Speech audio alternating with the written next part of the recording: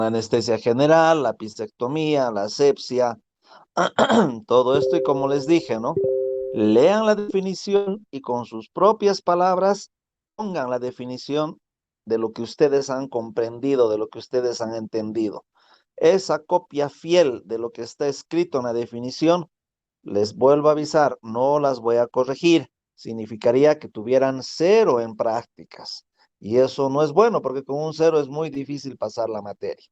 Y también decirles que ya desde el 7 de mayo ya vamos a empezar a ir al hospital para empezar a hacer las prácticas. Como les expliqué, vamos a ir en grupos de a 6, 1 hora por 6 alumnos. Vamos a estar todita la mañana, pero como les dije, los requisitos muy importantes. Los requisitos para entrar al hospital son importantes que les van a exigir y yo también les voy a pedir que por favor vengan con su carnet de vacunas, vengan con su máscara y su mascarilla, con su traje de bioseguridad, porque como les digo, yo estoy bien vacunado hasta la cuarta dosis, me han obligado a ponerme. Ya me ha dado el coronavirus 2 veces, pero no quisiera que ustedes, entre ustedes, se estén contagiando. Eso es lo que no quisiera que pase porque yo me sentiría muy mal, porque sería que como por mi culpa los he llevado a un centro donde nos hemos descuidado, yo me he descuidado y entre ustedes se han contagiado y eso no quisiera. Y ya les dije, el que no tiene su vacuna, el que no tiene su traje de bioseguridad y el que no quiere usar más que mascarilla, vamos a hacer un grupo aparte. De todo ese grupito que no quieren usar esas cosas, vamos a ir entre ellos y entre ellos nos vamos a encerrar en una habitación. Yo, por supuesto, voy a estar bien protegido, difícil que me contagien, pero vamos a hacer un grupo aparte. No es que porque no tengan vacunas, no tengan nada de eso, no vamos a pasar práctica. Vamos a pasar en otro momento durante el año. Habiendo dicho eso, empezaremos y ahora vamos a ver lo que es el pulso, que es muy importante, es un tema muy corto, no es un tema largo, pero que tienen que saber ciertos parámetros de lo que es el pulso. Más que todo, yo siempre les pregunto y siempre les exijo que sepan por lo menos 10 lugares diferentes de donde se puede tomar el pulso. Porque no solamente hay el pulso de lo que ven en las películas, ¿no es cierto? A nivel del cuello y a nivel de la muñeca. Hay muchos otros lugares donde se pueden tomar el pulso y que eso van a tener que saber porque va a ser pregunta de examen y porque les voy a pedir que hagan en la práctica cuando vayamos a fin de año a hacer el examen práctico, me van a tener que demostrar por lo menos 10 puntos, son 13, 10 puntos de dónde se toma el pulso. ¿Qué es el pulso? El pulso es una sensación de expansión de la pared arterial. Cuando nosotros ponemos nuestros dedos encima de una arteria y la comprimimos levemente, vamos a sentir lo que viene un golpe a nivel de lo que es arteria y levanta nuestros dedos. Esa sensación de levantamiento que sentimos cuando apretamos una arteria es lo que se llama el pulso y coincide con las contracturas cardíacas. Cada vez que el corazón se contrae, yo siento el pulso. Cada contracción, cada sístole, siento la contracción en las arterias. En cualquier arteria que yo esté tocando, voy a sentir en el mismo momento que el corazón se contrae, siento esa ligera levantamiento de lo que es la pared de la arteria. Tenemos que conocer cifras normales. Generalmente entre los recién nacidos está entre 130 y 140. Es obvio, ¿no es cierto? Si la fetocardia de la guaguita que está dentro del útero es entre 120 y 160 lo normal, recién nacido tiene que mantener esa misma frecuencia, ¿no es cierto? Entre 130, 120 y 140. Entonces, recién nacidos tienen un pulso bastante elevado. No sería normal que un adulto tenga 120, 140. Estamos ya sobre una con una patología cardíaca. En los niños ya va bajando, ya empieza entre 80 y 100 por minuto. Y lo que ustedes tienen que saber, cuál es la frecuencia cardíaca o la frecuencia del pulso en una persona adulta. Y en una persona adulta vamos a considerar nosotros lo que es normal del pulso entre 60 y 100 pulsaciones por minuto. Eso es lo que ustedes tienen que grabarse de cuál es el valor normal del pulso en un adulto, entre 60 y 100 por minuto. En los ancianos ya baja un poquito. En los ancianos a veces no se eleva la frecuencia cardíaca cuando el paciente está con fiebre, porque en los pacientes ya han perdido muchas cuestiones de las catecolaminas, de las adrenalinas, donde ya el corazón ya no tiene esa fuerza de responder, porque ya está cansadito, y generalmente un paciente anciano mantiene una pulsación de 60 por minuto. Cuando estamos durmiendo, las pulsaciones caen, ¿no es cierto? Disminuye mucho la frecuencia cardíaca cuando estamos durmiendo. Y es lo inverso cuando hacemos un ejercicio intenso. Subir las gradas al Cristo es un ejercicio intenso. Y a veces la frecuencia cardíaca puede llegar hasta 140, 160 por minuto. Un corazón sano va a aguantar esa subida. Un corazón enfermo va a tener serios problemas. Pero cuando la frecuencia cardíaca sube a más de 200 por minuto, ya estamos frente a una fibrilación auricular, que es peligroso, que nos puede llevar a la muerte si esa frecuencia de 200 por minuto no la revertimos o el corazón va bajando una vez que se ha dejado de hacer el ejercicio. Así que tenemos extremos de que en el sueño baja bastante la frecuencia cardíaca y en los ejercicios intensos sube bastante la frecuencia cardíaca. Como toda semiología, ¿cómo me entero, cómo reviso, cómo exploro el pulso?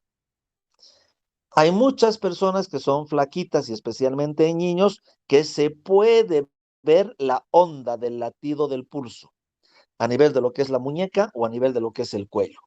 Se puede hacer una inspección del movimiento arterial y de los trastornos de ritmo que puede tener. Por supuesto, se puede observar que es una cosa opcional. En pacientes gorditos, muy difícil de poderlo ver, pero en flaquitos y en niños sí podemos hacer una inspección. La mejor manera es la palpación. Con la palpación vamos a poder palpar las arterias. Generalmente las arterias son lisas, son blandas y son rectas. Son lisas, no tienen rugosidades, son blanditas que cuando uno las aprieta no tiene sensación de que estamos tocando una manguera y son rectas. Entonces, esas son las características de una arteria sana. Pero lamentablemente todos, el que viva más de 60 años va a empezar a tener arteriosclerosis. Arteria y esclerosis, endurecimiento. Entonces, todas las arterias, por todo, pues los traguitos, todos los vinitos, todas las grasitas que hemos ido comiendo en nuestros 60 años, van a pagar su factura. Y es a nivel arterial. Entonces, cuando yo tengo una arteriosclerosis, mis arterias ya se vuelven rígidas. Ya no tienen posibilidad de distensión. Y cuando no tienen posibilidad de distensión, ya empieza a haber hipertensión, porque la manguera ya no tiene capacidad de dilatarse o contraerse de acuerdo a la contracción cardíaca. Por lo tanto, arteria rígida ya es sinónimo de tener arteriosclerosis. Se vuelven irregulares, ya no tienen un recorrido recto, ya son tortuosas, hacen como curvas y se vuelven duras. Entonces, esa es la factura de la arteriosclerosis. En el fumador, la factura que va a pagar es el enfisema. En el bebedor, la factura que va a pagar es en la cirrosis. Entonces, todas las cosas agradables de este mundo nos van a traer problemas. Pero, ¿qué quieren?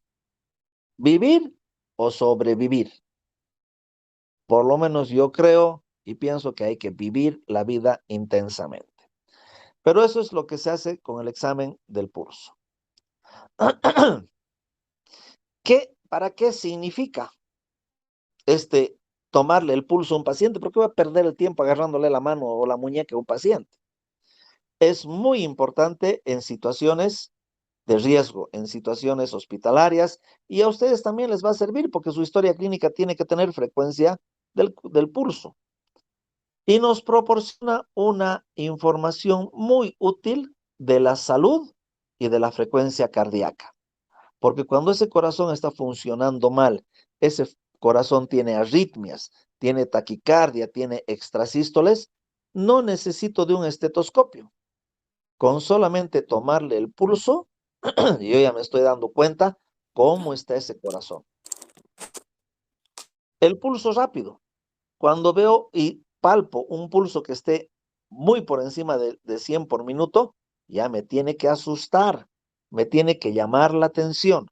Algo está pasando con ese paciente. ¿Y cuándo se eleva?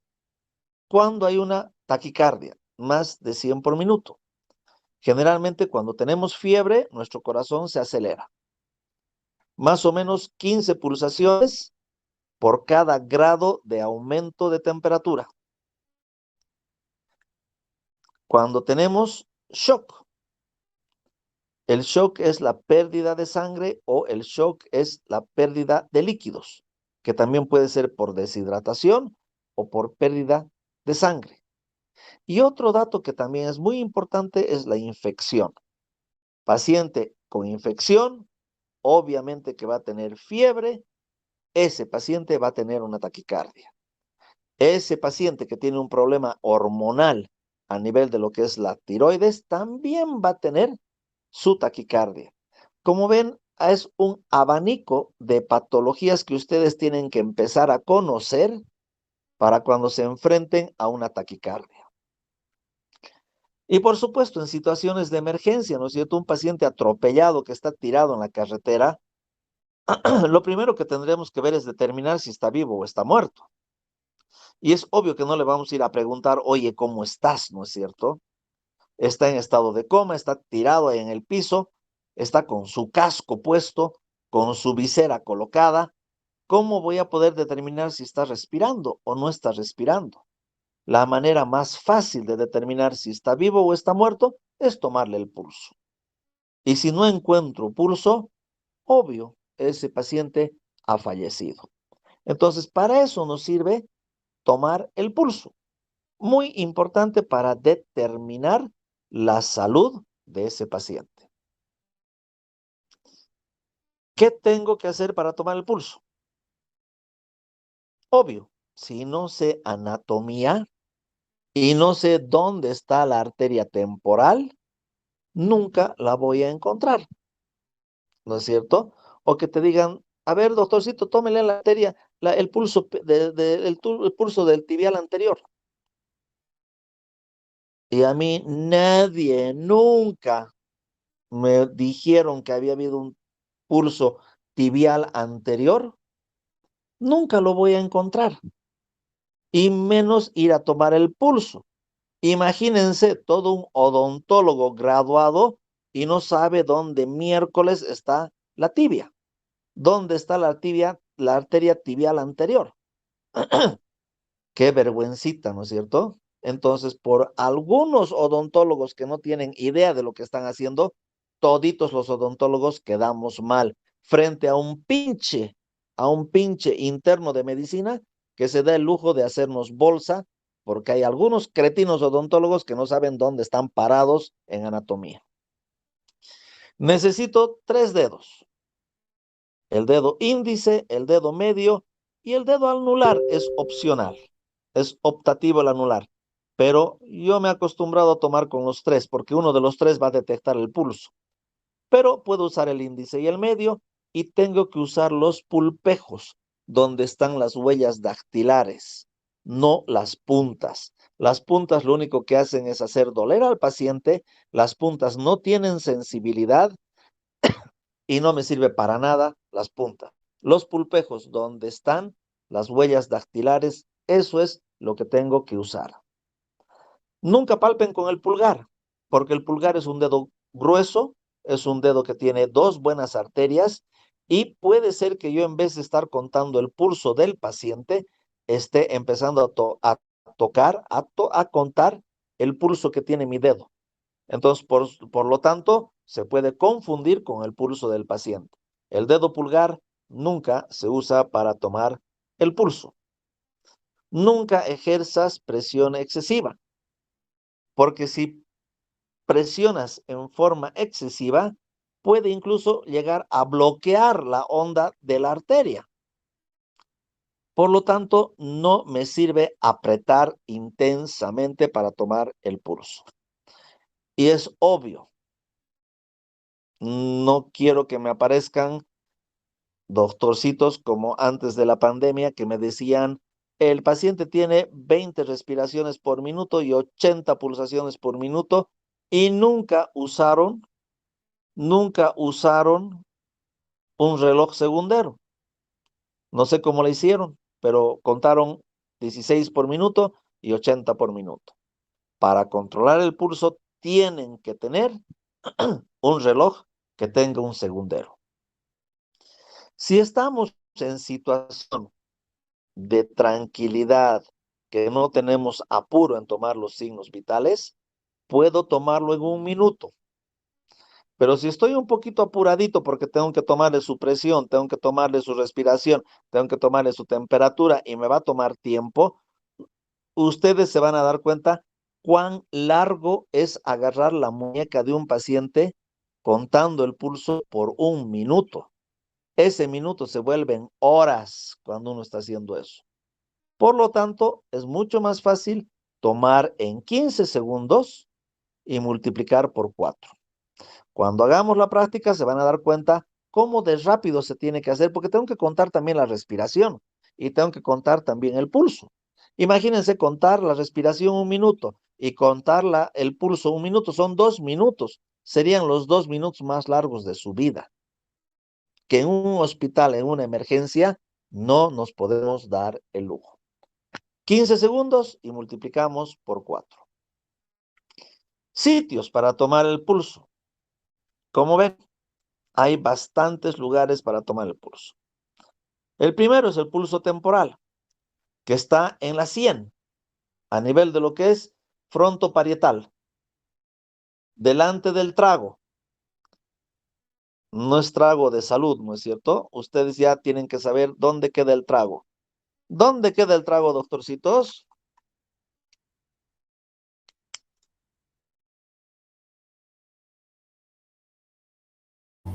En la lectura de la ceja, doctor. ¿Perdón? En la lectura de la ceja. ¿Ya otra opinión?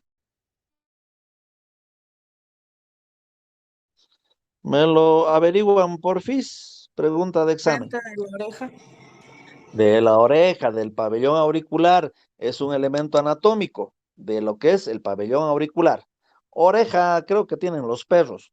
Los humanos tenemos pabellón auricular. Perdón. Entonces, el pulso temporal es la rama, la arteria temporal, rama de quién es.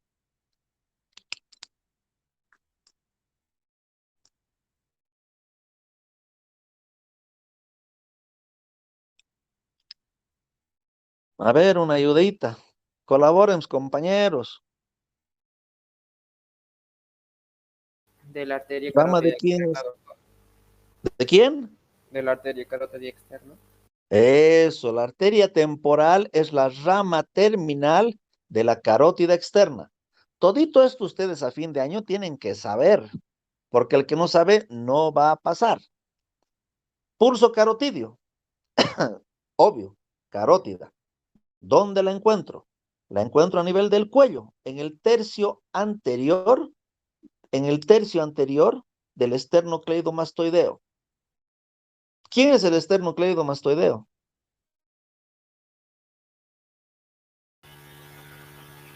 Un músculo, doctor. Es un músculo que está en el cuello, que me sirve para dar estabilidad a mi cuello, me sirve para girar mi cuello, para hiperextender y para flexionar.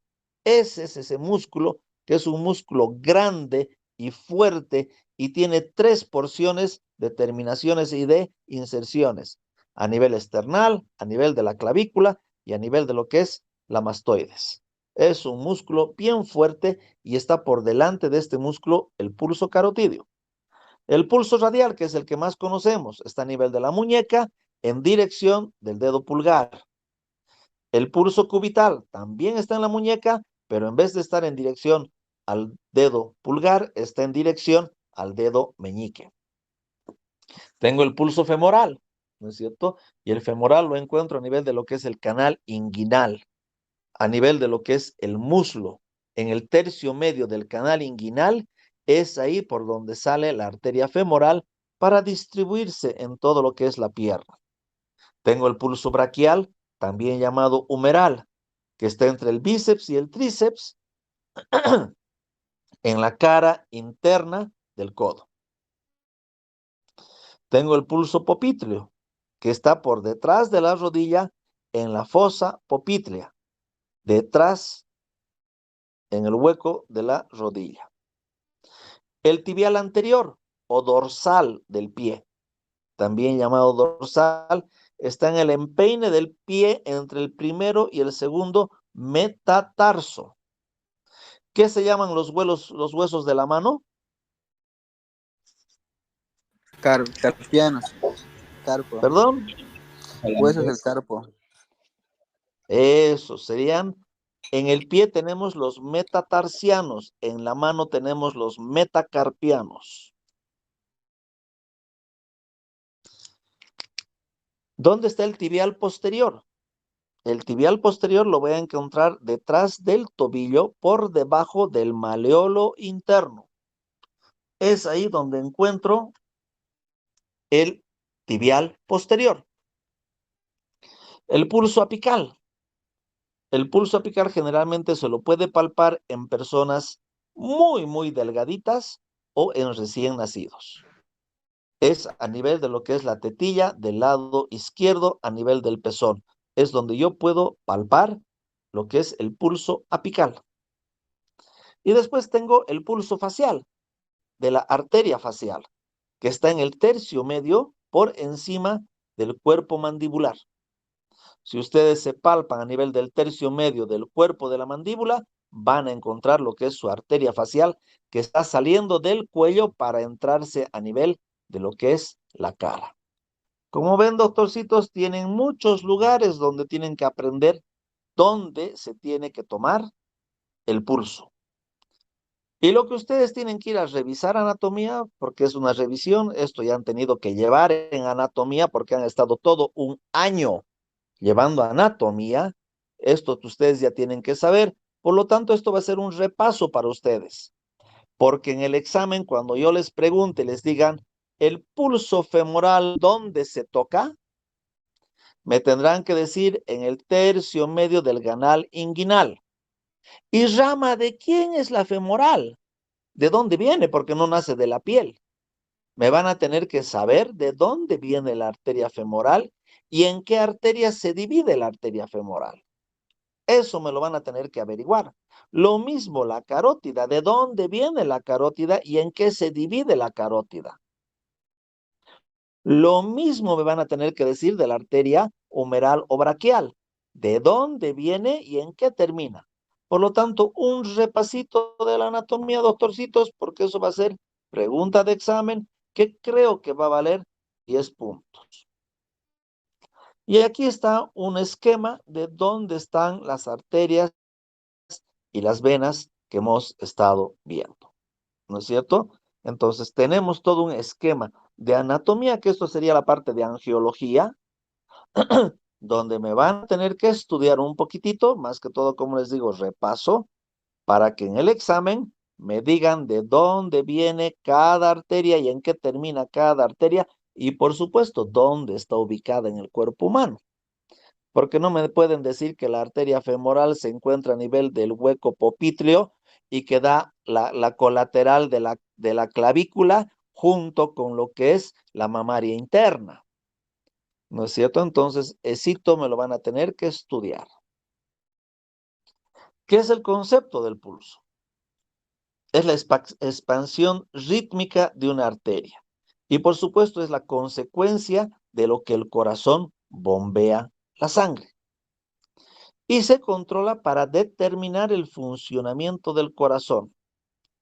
Cuando el corazón se contrae, entra en sístole, la sangre es expulsada a la aorta, esta se expande y produce una onda de distensión. Esa onda de distensión que viaja más o menos a 3 a 6 metros por segundo es la que me va a producir el pulso. Esa contractura de corazón que expulsa la sangre a la aorta y que distiende esta aorta me provoca el pulso. Ese es el concepto de pulso. Pulso carotídeo, ya lo habíamos hablado, por delante del esternocleidomastoideo en el tercio medio. Es ahí donde toco el pulso carotídeo. Pulso temporal, la unión entre el frontal y el parietal da la 100. Y tenemos lo que es el pabellón auricular. Por delante del pabellón auricular tenemos lo que es la arteria temporal superficial. Y es ahí donde yo voy a poder palpar el pulso temporal. Hemos hablado de lo que es el pulso radial, ¿no es cierto? A nivel de la muñeca, se colocan los dedos índice medio anular en la corredera bicipital, en la dirección del dedo pulgar, es donde voy a encontrar la arteria radial y donde muchas mujeres intentan el suicidio con el corte de la arteria y lo único que hacen es hacerse bolsa su muñeca, hacerse bolsa todo lo que son sus tendones, todo lo que son sus ligamentos y lo único que consiguen hacerse sangrar son las venas, porque la arteria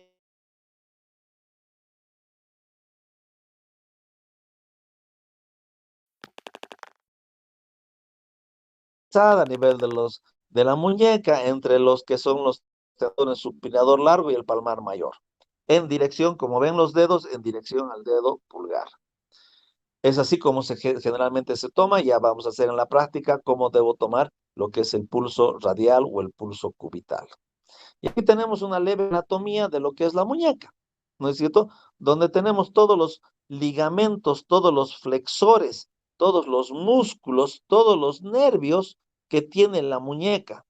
Y antes de cortar la arteria, ustedes tienen que cortarse toditos los tendones flexores de sus dedos.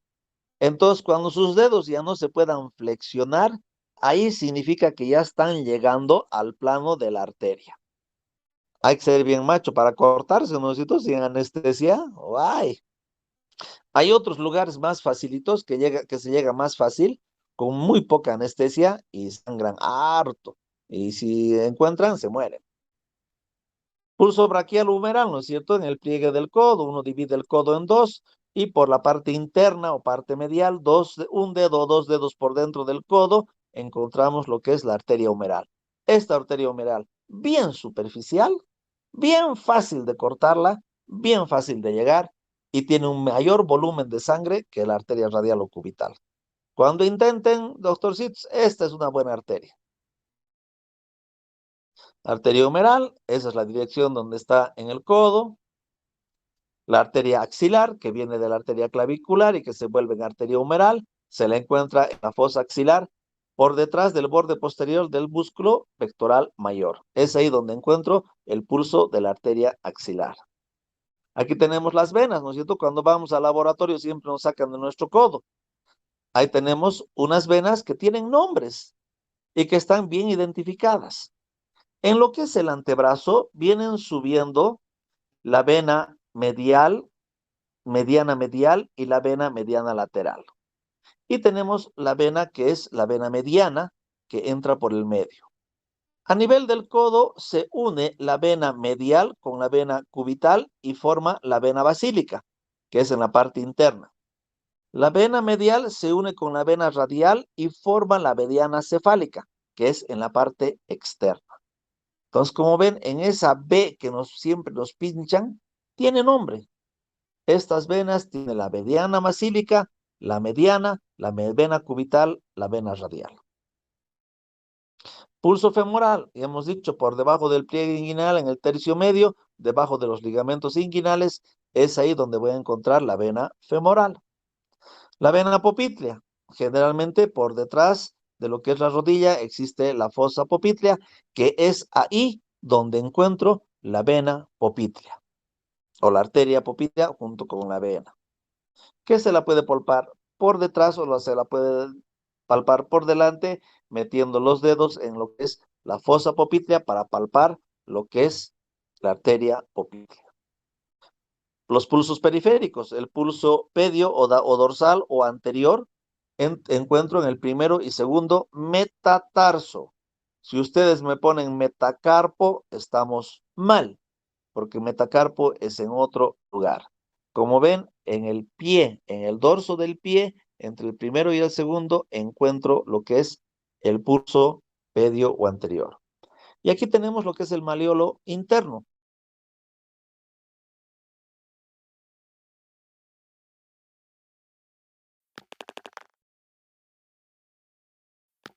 Como ven, el pie tiene dos irrigaciones, uno por adelante y uno por atrás. Dos sistemas irrigatorios a nivel de lo que es el pie. El pulso tiene que tener una ritmicidad, ¿no es cierto? Tiene que ser regular, porque cuando ya es irregular, ya hablo de arritmias. Normal es que el pulso sea regular y que cada latido tenga la misma distancia respecto al otro. No es que se adelante o que se atrase. Pueden existir leves variaciones que son fisiológicas y que son respiratorias y se da en personas jóvenes. Personas adultas ya no se puede alterar el pulso con la respiración. Cuando nuestro corazón está trabajando a más de 100 por minuto se llama taquisfigmia, porque se llama taquicardia cuando el corazón está a más de 100 por minuto. Taquisfigmia es cuando el pulso está a más de 100 por minuto. Eso se llama taquisfigmia. Bradisfigmia es menor de 60 por minuto. Bradicardia es que el corazón está latiendo menos de 60 por minuto. Y tenemos la fibrilación, que es cuando estamos teniendo una frecuencia de más de 200 latidos por minuto. En este caso, este corazoncito se va a cansar y cuando empieza a bombear más de 200 veces por minuto, ya no bombea sangre, ya no tiene capacidad ese ventrículo de llenarse para poder bombear. Ya empieza a bombear demasiado poco y ese paciente ya está empezando a tener problemas de la llevada de oxígeno al corazón y al cerebro.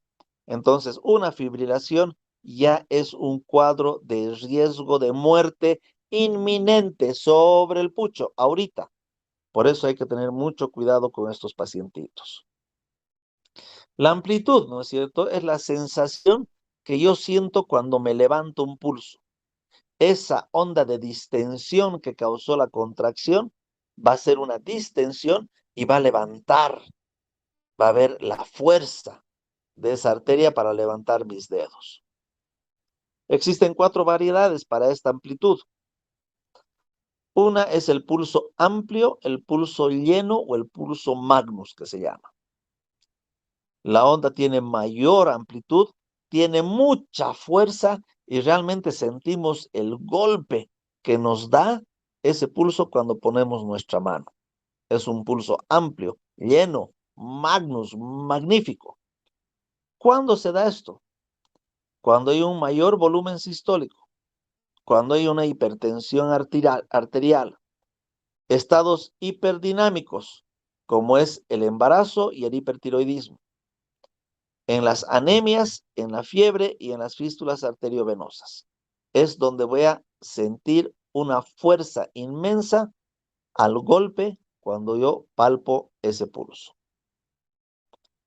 El pulso Zeller, que también se llama saltón o martillo de agua, es otra forma de la amplitud del pulso. Su característica es un ascenso rápido, pero también un descenso brusco. Es muy rapidito lo que pasa este pulso, rapidito. No es como el otro que se toma su tiempo en golpear tu dedo, subir, bajar. Este te golpea, pero antes de golpearte ya está bajando, ¿no es cierto? Y se encuentran las insuficiencias aórticas de la válvula aorta. ¿Dónde está la válvula aorta, doctorcitos?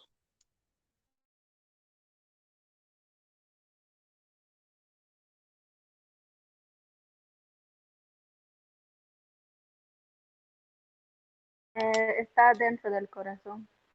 Eso, ¿no es cierto? Está dentro del corazón.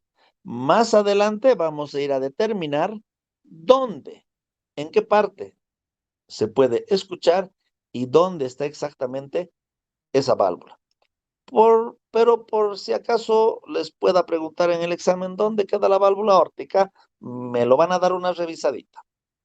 Entonces, en ese pacientito que tiene una insuficiencia aórtica, en esos pacientes que son aneurisma, ¿qué es un aneurisma?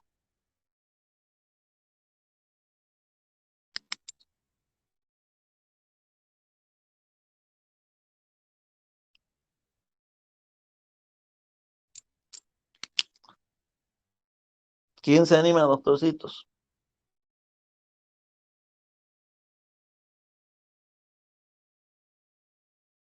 Doc, es una protuberancia que aparece en las arterias. ¿Sí? Algo similar, doctorcito, pero me lo van a revisar porque también les voy a preguntar en lo que es el examen. Y por supuesto, las fístulas arteriosvenosas. ¿Qué pacientes tienen fístulas arteriosvenosas hechas por un cirujano?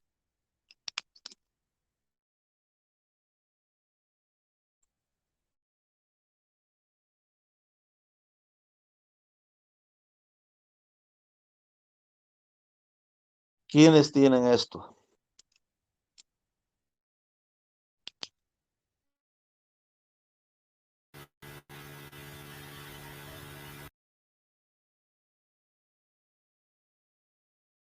¿Cómo es, doctorcito? Los que tienen diálisis, doctor. Eso, los que tienen insuficiencia renal y que están yendo a la hemodiálisis. Para que a ti te puedan hacer una hemodiálisis, tienen que hacerte, construirte una fístula arteriovenosa. Bien, doctorcito. Pulso célere o el martillo de agua es un pulso amplio de ascenso rápido, se encuentra principalmente en insuficiencia aórtica de gran magnitud. Una maniobra que sirve para reconocerlo es tomando el antebrazo del paciente por la cara anterior, cerca de la muñeca, y elevarlo por encima del corazón. Este signo se considera positivo si al elevar el brazo el pulso se siente con mayor fuerza. Entonces, es una manera de estar frente y diagnosticar un pulso Zeller cuando estamos tomando el pulso y lo sentimos de una forma, pero elevamos el brazo por encima del corazón y ese pulso aumenta de fuerza, estamos frente a un pulso Zeller o un martillo de agua.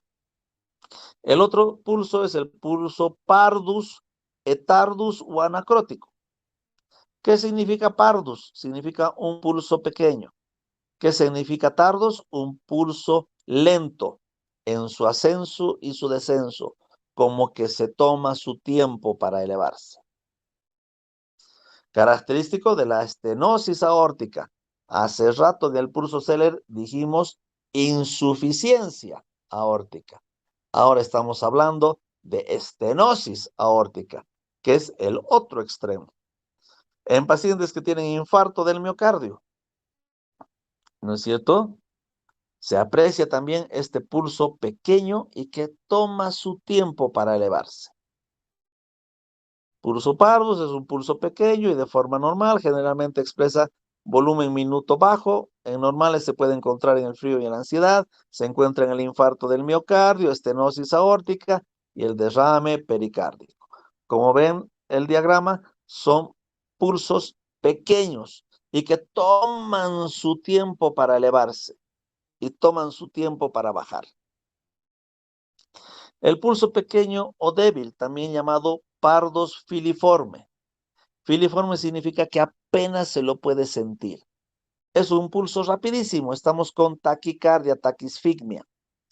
Es un pulso débil, apenas perceptible y de poca amplitud que tengo que estar muy atento y concentrado para poderlo palpar.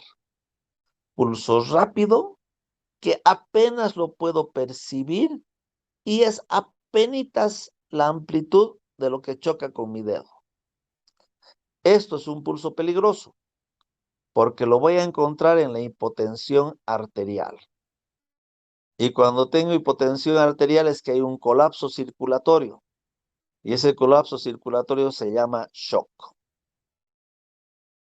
Se da también en taquicárdicos, cuando mi corazón está fibrilando, apenas lo voy a percibir, y también en un paciente que esté deshidratado. Este pulso es de los más peligrosos, de los más fáciles de distinguir, y lo tengo que tener siempre en cuenta cuando tengo un paciente hipotenso y un paciente que esté pálido. La igualdad de las ondas del pulso tienen que tener la misma amplitud, ¿no es cierto? Y se alteran por el ritmo cardíaco u otros factores. En la fibrilación auricular, todas las ondas presentan desigualdad, lo mismo que en las arritmias. Entonces, cuando estoy fibrilando o cuando estoy con arritmias, difícil que tenga una igualdad, que el mismo ritmo se mantenga. Eso no existe. Tenemos el pulso alternante, ¿no es cierto? Que es la sucesión de dos pulsaciones arteriales desiguales en amplitud y otra pequeña. Generalmente es porque hay un daño del miocardio, hay una presión arterial elevada, hay signos de insuficiencia cardíaca izquierda, que eso significa que tengo edemas en todo el cuerpo, y puede haber un ritmo de galope, que eso lo escucho cuando uso el estetoscopio a nivel del corazón. Pulso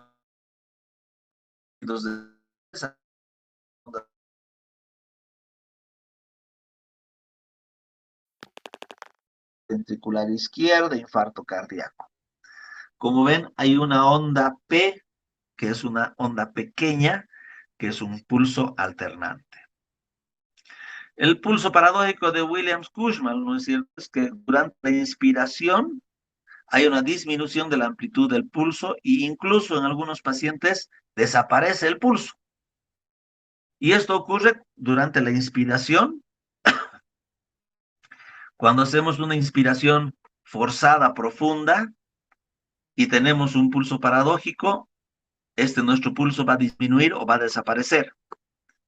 Ahí estamos presentes sobre un pulso de Williams-Cushman, y es porque estoy con un taponamiento cardíaco, tengo ya enfisema pulmonar, tengo una embolia pulmonar o estoy con una pericarditis constrictiva.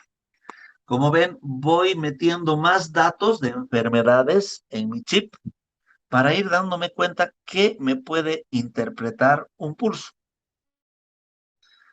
El pulso dicrótico e hipercroto, ¿no es cierto? Es existencia de dos ondas palpables. Cuando pongo mi mano a nivel del pulso, siento lo que eleva la primera amplitud de choque, pero inmediatamente ya siento el otro. ¿No es cierto? Entonces hay dos contracciones en una sola onda. Eso significa que estoy con fiebre o estoy con shock. Las arritmias, ¿qué es una arritmia? ¿No es cierto? Existe la arritmia respiratoria que se da en jóvenes. Y es que la frecuencia del pulso se acelera cuando el joven hace una inspiración. Empieza a respirar un poquito rápido y la frecuencia del pulso aumenta. Esa sería la arritmia respiratoria, que ya en las personas adultas ya no existe eso, desaparece. Aparece lo que son la arritmia completa, que es un pulso irregular en la frecuencia y en la amplitud. ¿Y cuándo ocurre esto? En la fibrilación auricular. Que mi aurícula, ya vamos a ver en corazón, porque en el corazón primero se contraen las aurículas y después se contraen los ventrículos. Pero cuando las aurículas empiezan a contraerse demasiado rápido en relación a lo que se contrae el ventrículo, ya empiezan a haber arritmias. Y esa arritmia, como ya les dije, los va a llevar al paro cardíaco.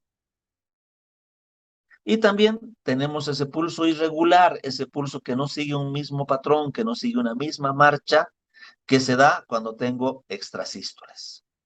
Y esto es que aparecen latidos que no deberían aparecer en medio de los latidos. Entonces, dentro de un ciclo cardíaco aparecen otros ciclos, otras contracciones que no deberían estar ahí y que al corazón lo hacen equivocar en su ritmo. Por lo tanto, generan gran variedad de arritmias y, como les he dicho y les repito, la arritmia lleva al corazón a que se equivoque en los pasos que está haciendo y se pare. Regularidad, ¿no es cierto? El pulso tiene que ser regular, según los latidos, y tienen que estar separados por las pausas iguales.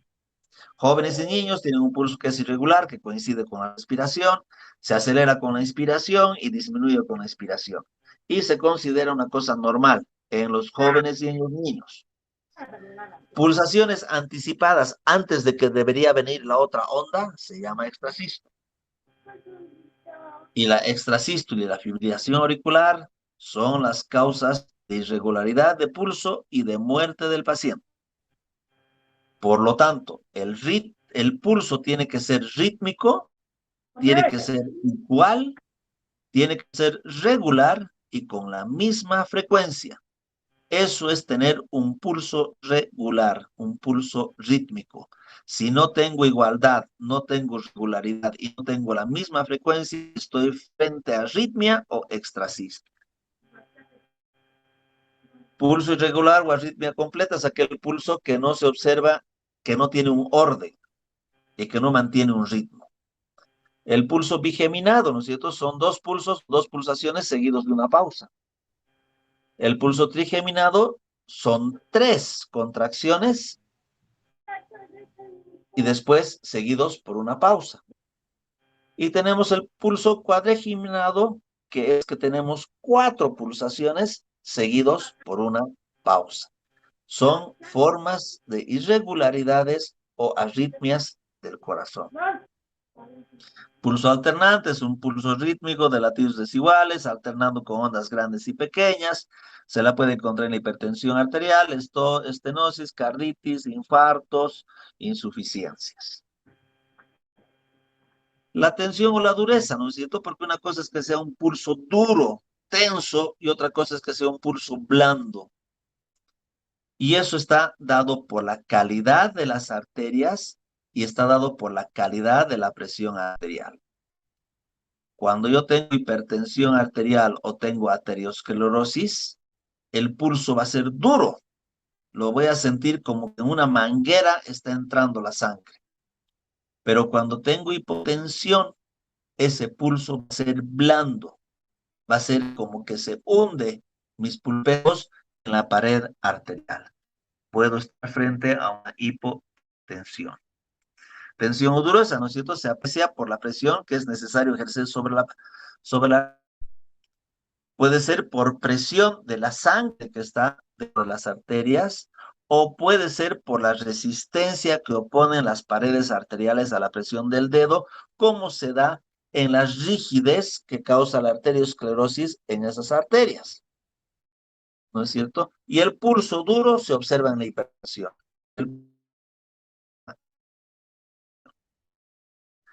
Estos ya aparatos indican, digamos, en la otra clase son monitores vitales, donde en la parte de arriba tenemos esa hoja verde, que tenemos un índice C, que significa frecuencia cardíaca. Este paciente está con 9, ¿tiene una presión normal, un pulso normal o no?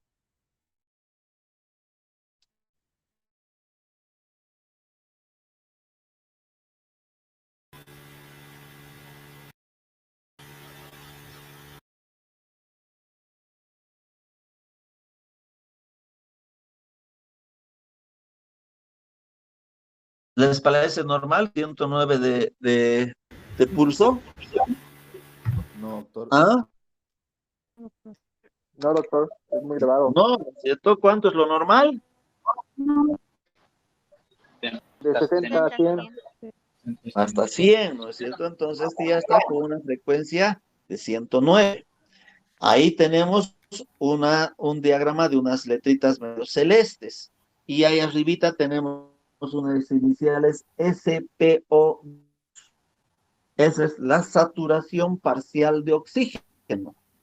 Y está en 95. ¿Está normal eso?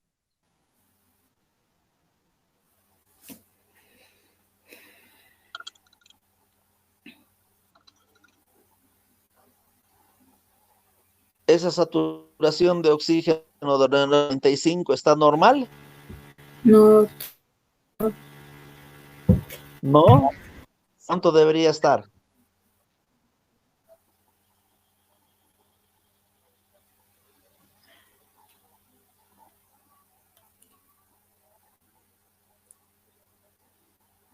¿Cuánto es lo normal de la SPO2?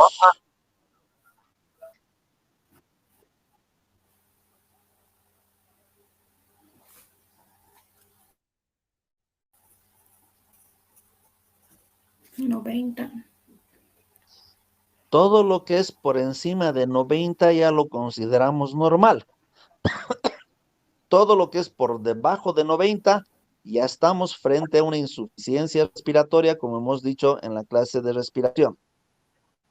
Y después tenemos unas ondas medio rosaditas claras, que es la onda de la respiración. Y este pacientito tiene 15 respiraciones por minuto. ¿Consideramos normal o anormal?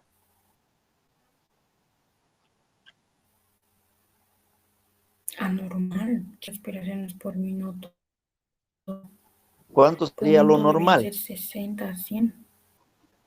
de la respiración, frecuencia respiratoria? De 16 a 20, doctor. Eso entonces, si está en 15, está dentro de un rango permisible. Y después en esas letras medio coloradas tenemos 85/56 y en paréntesis tenemos 64. Lo que está en paréntesis es la presión de pulso, que vamos a ver cuando veamos presión arterial. Pero ahí ven 85 sobre 56. ¿Está normación?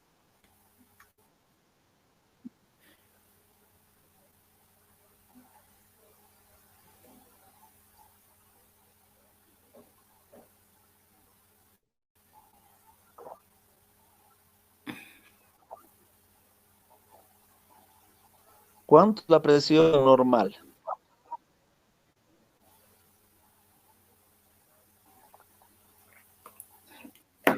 $60, 100. Vamos a, como les digo, vamos a ir revisando todo esto, lo que son signos vitales, y ustedes tienen que ya dominar lo que son los valores normales del pulso, respiración, temperatura y presión arterial. Aquí este pacientito tiene 85/50, es una presión baja. Por presión normal es 120/80, es decir que está bien lejos de lo que es normal. Este monitor me está demostrando que tiene un problema a nivel de la presión arterial. Aquí tenemos otro monitor, que es otra forma de monitor donde me está monitorizando todos los signos vitales, pero aquí se ha incluido en el último párrafo, antes de esos cuadraditos, tenemos 37.6. ¿Qué es ese número 37.6?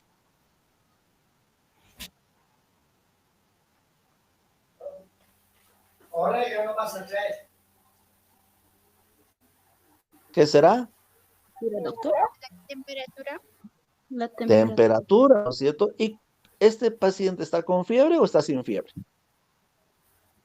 Sin fiebre. ¿Cuál es lo normal para la fiebre? ¿Qué es valores normales? 677.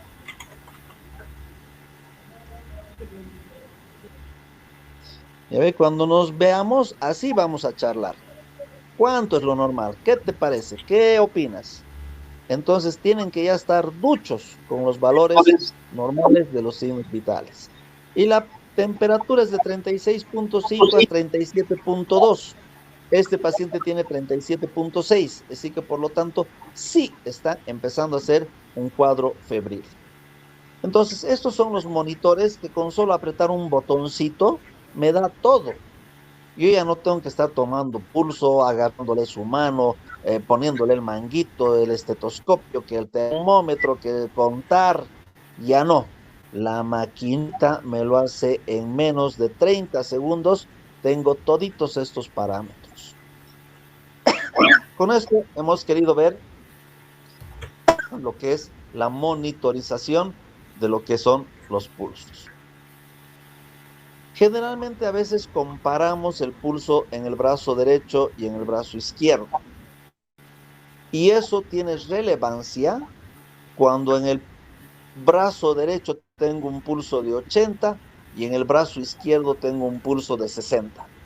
Ahí yo ya tengo que tener se tienen que prender mis foquitos colorados porque hay un asincronismo en lo que es la frecuencia del pulso. ¿No es cierto? Entonces, ese asincronismo puede ser por un aneurisma en un trayecto vascular, puede haber una disminución del calibre vascular, y cuando a mí me dicen, ¿por qué una arteria se estrecha? Ya me tiene que llamar la atención por qué una arteria disminuye de tamaño.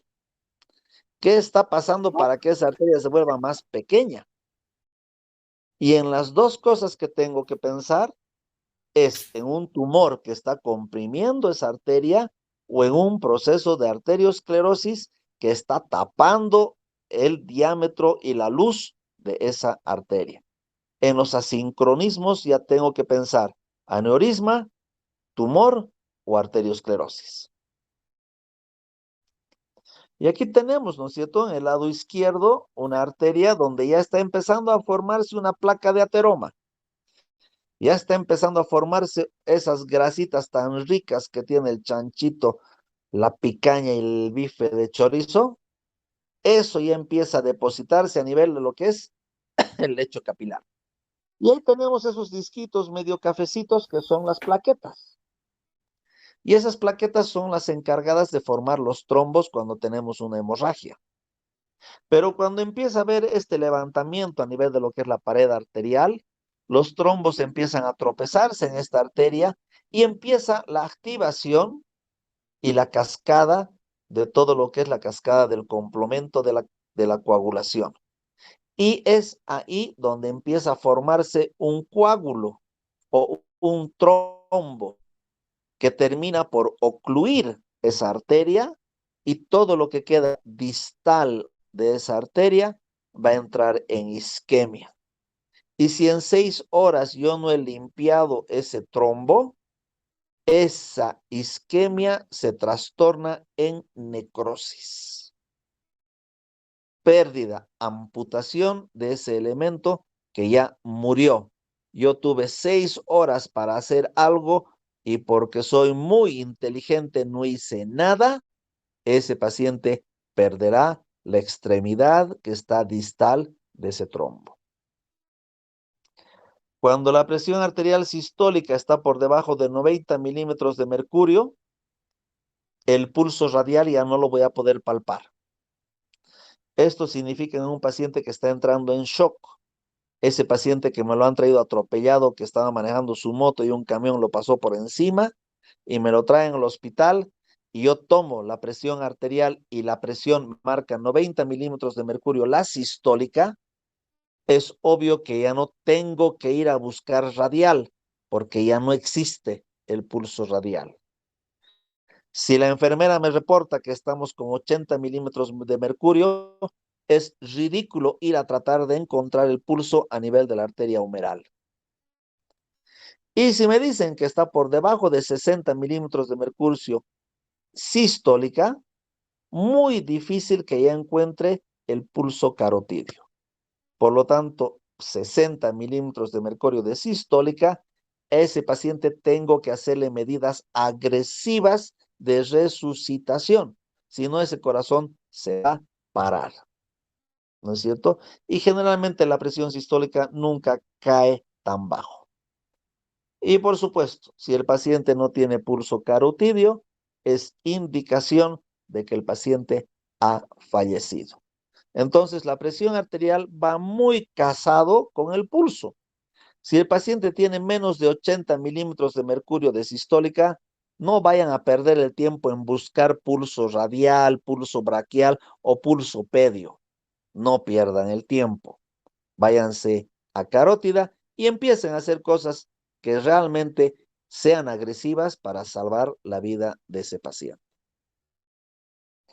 Y aquí tenemos, ¿no es cierto?, un esquema de todos los huesitos que tenemos en el cuerpo, que ustedes ya han llevado, ya los han visto. Vamos a hacer un repaso durante el examen, vamos a preguntarles dónde queda el óvulo, dónde queda la tibia. Entonces, todas esas cositas que ya ustedes ya han llevado en anatomía. Y si no han llevado, vayan a reclamarle a sus docentes. Pídanles que les enseñen todo esto, porque no puede ser que ustedes se gradúen sin saber dónde queda la rótula. Tienen que aprender, tienen que saber cuántas costillas tenemos, tienen que saber todo eso. Esto es sacado de Semiología General de Alpiri, es un resumen del tema que tiene Alpiri, y también he leído y he visto lo que es el manual de Mosby en la exploración física de lo que es Henry Seidel. ¿Dudas?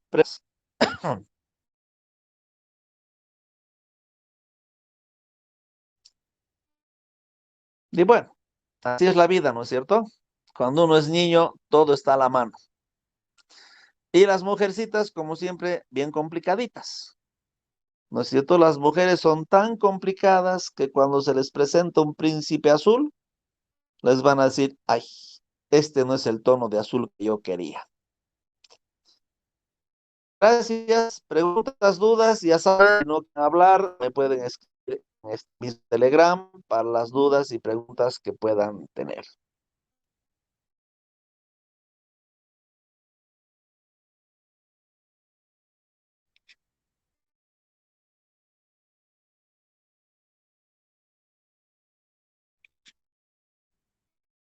¿No hay dudas?